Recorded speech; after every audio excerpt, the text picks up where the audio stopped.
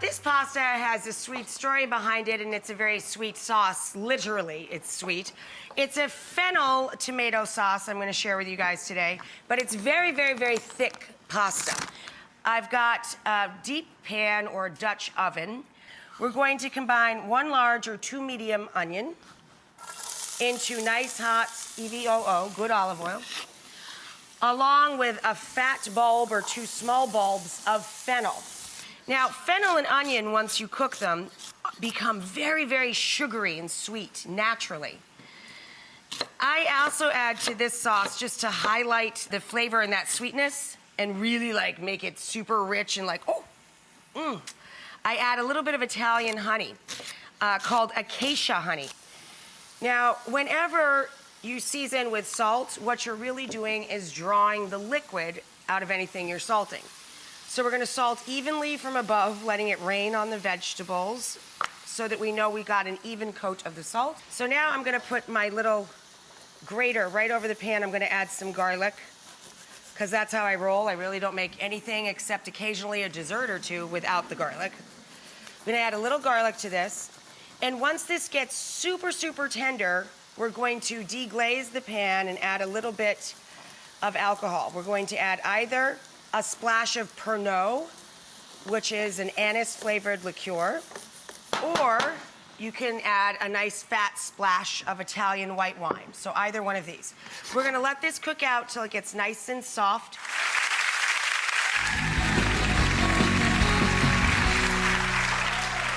Okay, when you have this very light caramel color, which comes from the natural sugars in your onions and fennel, then you deglaze. Oh, that smells amazing.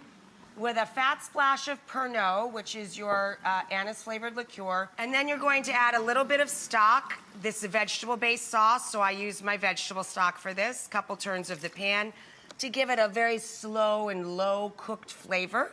1 can of San Marzano tomatoes, which were naturally sugary sweet as well. It's a very sweet sauce. And a couple of cups of tomato puree or passata. Passata is the stuff in your grocery store that comes in these glass jars. And it's a little different than tomato puree. Tomato puree is made from cooked tomatoes. Passata is made from fresh tomatoes that have just had their skins removed and then the seeds have been strained away. So now we're going to finish down here, you'll see. This is the pasta sauce once the tomatoes have cooked down. The tomatoes will take 25 minutes to break down. You just use the immersion blender to go right through that sauce and puree. And then to finish the sauce, we're going to take the pureed sauce back to the stove. And we're going to tear in a few leaves of sweet basil. So now we're going to add our torn basil to our sauce to wilt it in. And this is an option. If you eat dairy and you're not adverse to it, you can finish with just a little splash of cream to blush the sauce. Here's how we marry pasta and sauce. Starchy cooking water. Hot pasta, drain back into hot pot. Drain it shy of the recommended cooking time for al dente. Take your sauce. Start to turn that together. You drain it shy of when you want to eat it because this continues the cooking process while you're tossing. Lots of cheese. This is Parmigiano Reggiano. And fatty, fatty, good EVOO. Now we're gonna take this big boy. Hey there, big boy.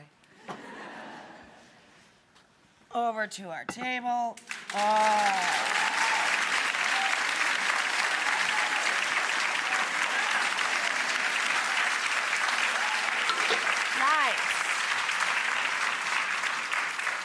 Then I take the little inner baby leaves of the basil. Your little bitty babies around the edge. Here's it with your delicate babies. And then a little extra, the cheese.